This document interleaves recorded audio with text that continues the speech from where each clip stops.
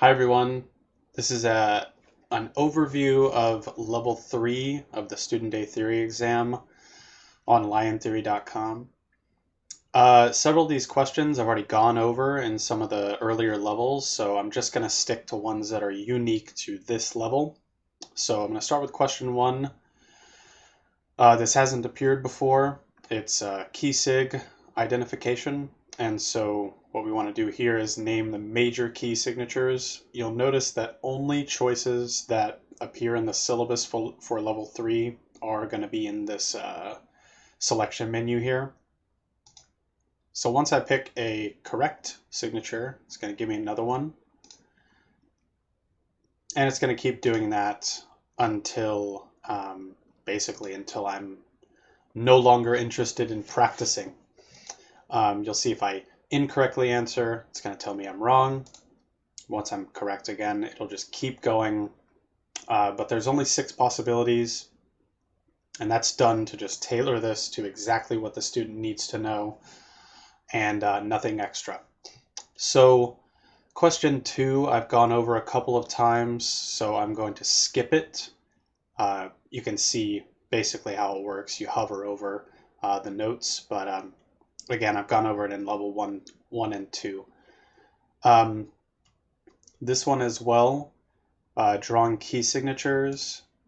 Basically, you'll just hover over the staff and it's going to stick a sharp or a flat based on the key wherever your mouse is.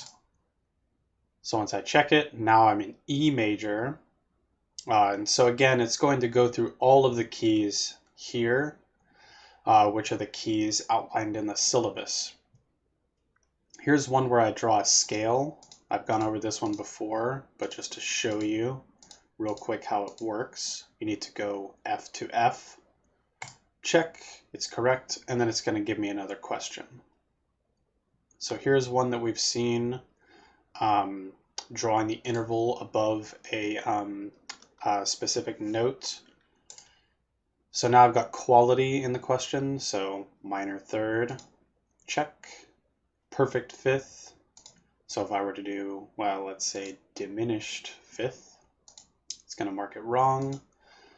But once I move it back to perfect, it's correct. Okay, so this is a new question. This is in the key of D major, I need to draw B triad. So it's not going to be drawing B major, it's just going to be drawing B minor, since that's how it appears in D major. Okay, so now we're in E sharp, or sorry, now we're in E, and we need to draw a D sharp triad, so 7. It's going to be diminished, but that's not really what the user needs to know. You'll notice there's a slight let's say conflict between these accidentals. That'll be fixed soon. Okay, so let's go to question 7. This is a new one. Works the same as some of the other ones we've seen. You're just choosing whether or not this is major or minor triad. Okay, so this is again a new one. This rhythm is generated completely randomly and on the fly. So I don't know how many different possibilities there are, but it's probably in the 1,000, if not tens of thousands. So it's very unlikely that you'll see the same one twice, which is pretty cool for practice purposes. But yeah, it's basically just identifying the time signature, and they're not intended to be musical at all. You know, sometimes, well, there's really no telling, but sometimes you might get a lot of rests and a couple of notes and it doesn't sound great. But yeah, let's go on to this one. Again, a new question. For this, there are sort of these like rhythmic units that will exist in these examples and kind of what the student is required to know. Like for this level, they wouldn't need to know like a dotted eighth, 16th, stuff like that.